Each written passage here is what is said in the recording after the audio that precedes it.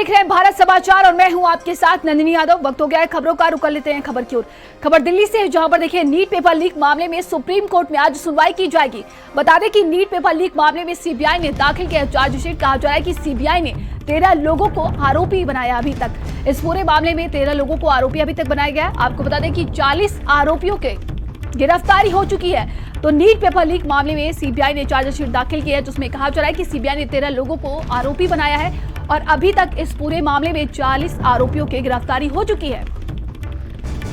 तो देखिए दिल्ली से ये बड़ी खबर है, जहां पर नीट पेपर लीक मामले में सुप्रीम कोर्ट में आज एक बार फिर से सुनवाई की जाएगी। कहा जा रहा है कि नीट पेपर लीक मामले में सीबीआई ने दाखिल किया है चार्जशीट और अभी तक इस पूरे मामले में आपको बता दें कि 40 लोगों की गिरफ्तारी हो चुकी है। वहीं सीबीआई ने 13 लोगों को आरोपी बनाया है।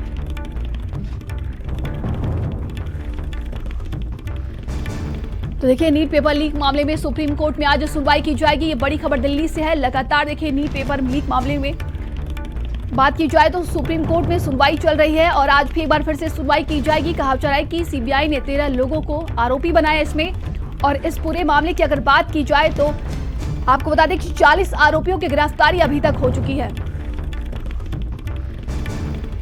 और ज्यादा जानकारी के साथ संवाददाता दीपक हमारे साथ जुड़ गए। दीपक, एक बार फिर से नीट मामले को लेकर आज सुप्रीम कोर्ट में सुनवाई की जाएगी।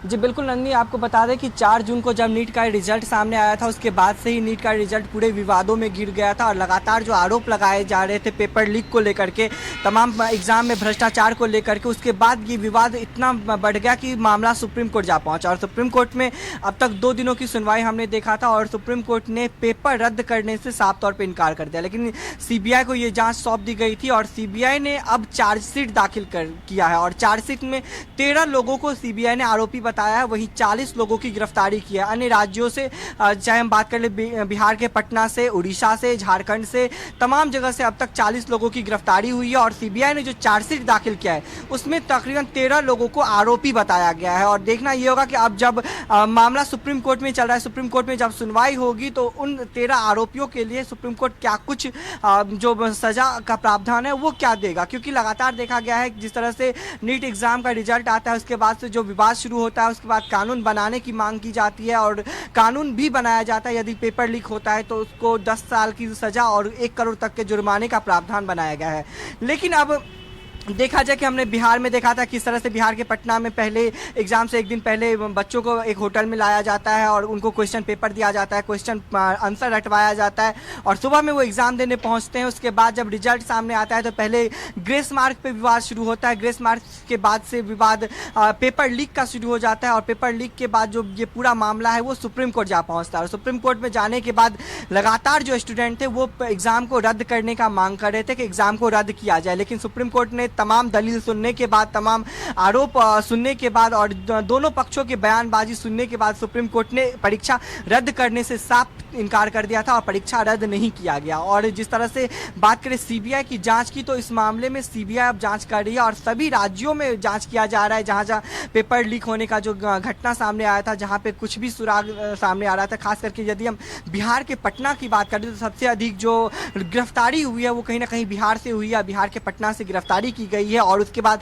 झारखंड से गिरफ्तारी है। वहीं हमने बीते 4 दिन पहले देखा था कि 3 लोगों को सीबीआई ने उड़ीसा से गिरफ्तार किया था। तो कहीं ना कहीं सभी राज्यों में जांच चल रही है सीबीआई की और पेपर लीक को लेकर के सीबीआई अब पूरी तरह से सजग हो चुका है। और जो चार्जशीट दाखिल किया गया है उसमें 13 लोगों को आरोपी बनाया गया है और इन 13 लोगों को अब सुप्रीम कोर्ट में पेश किया जाएगा। सुप्रीम कोर्ट में इस मामले को लेकर के सुनवाई होगी आज फिर से और देखना यह होगा कि इन 13 लोगों के लिए सुप्रीम कोर्ट क्या कुछ सजा सुनाता है। क्योंकि यदि हम पेपर लीक जैसे बड़े घटना की बात करें नंदनी, तो ये एक बहुत ही संगीन जुर्म है। क्योंकि सिर्फ पेपर लीक एक मामला नहीं है, क्योंकि बच्चों के भविष्य क्या सवाल है। क्योंकि देखा जाए जिस तरह से नीट एग्जाम की हम जिक्र कर ले तो 14 लाख बच्चे इस एग्जाम में बैठे थे। यदि बड़े स्तर पे पेपर लीक होता तो उन 24 लाख बच्चों को फिर से एग्जाम देना पड़ता, उनके भविष्य के साथ खिलवाड़ किया जाता और उनके भविष्य का सवाल था। तो कहीं ना कहीं इसको लेकर के सुप्रीम कोर्ट भी पूरे तरह से अलर्ट है, पूरे तरह से ठोस निर्णय लेने के लिए वो तैयार है कि आगे से आने वाले समय में इस तरह के पेपर लीक न हो,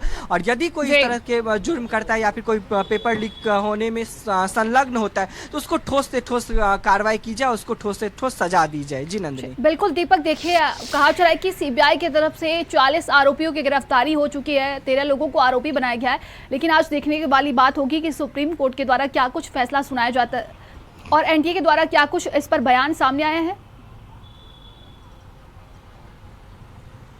जी बिल्कुल, यदि हम एनटीए का जिक्र कर नंदी तो हमने देखा था कि शुरुआती दौर में ही जब एनटीए ने अपना हलफनामा दायर किया था, जब कोर्ट ने नोटिस जारी किया था केंद्र सरकार को और एनटीए को, और फिर उसके बाद जो एनटीए ने जब कोर्ट में हलफनामा दायर किया था तो एनटीए ने साफ तौर पे कहा है कि पेपर लीक हुआ है, लेकिन बड़े स्तरों पे नहीं हुआ है, कुछ राज्यों के कुछ ही सेंटर पे पेपर लीक हुआ है, इसीलिए बड़े पैमाने पे पेपर लीक होने का हम ये आरोप नहीं लगा सकते हैं और पेपर को रद्द भी नहीं कर सकते हैं। उसके बाद ही सुप्रीम कोर्ट ने ये फैसला लिया था कि पेपर को रद्द नहीं किया जाएगा, लेकिन एनटीए ने ये बात माना है कि बिहार के पटना में पेपर लीक हुआ है, हरियाणा के झज्जर में पेपर लीक हुआ है, झारखंड में पेपर लीक हुआ है, उड़ीसा में लीक हुआ है, तो कई ऐसे राज्य हैं जहां पे एक आध सेंटर है जहां पे पेपर लीक हुआ है। और उसके बाद जब सुप्रीम कोर्ट में हलफनामे दायर किया गया था एनटीए की तरफ से तो साफ तौर पे यही कहा गया था कि पेपर बड़े पैमाने पे लीक नहीं हुआ है, कुछ ही जगहों पे पेपर लीक हुआ है, सीबीआई इस मामले को लेकर के जांच कर रहे हैं। लेकिन यदि हम केंद्र सरकार की बात करें तो केंद्र सरकार ने रिजल्ट के बाद साफ तौर पे कह दिया था कि कोई भी पेपर लीक नहीं हुआ है, लेकिन जब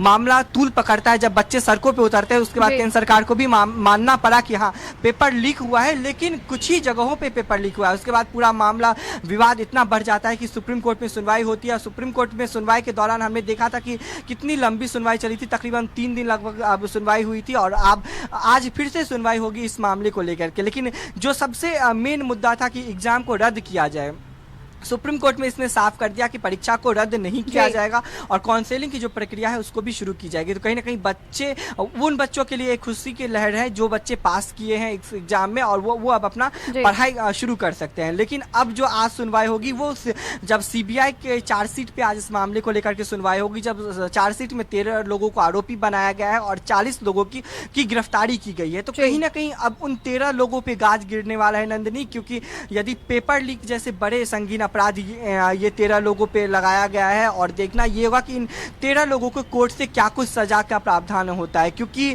पेपर लीक जैसे जो बड़े मुद्दे हैं सिर्फ ना कि बिहार में हमने देखा है, नेशनल लेवल पे देखा है, उत्तर प्रदेश पेपर लीक हमने देखा है, तो तमाम ऐसे बड़े बड़े तमाम जानकारी के लिए बहुत बहुत धन्यवाद आपका। उस चलिए आगे बढ़ते हैं, खबर आगरा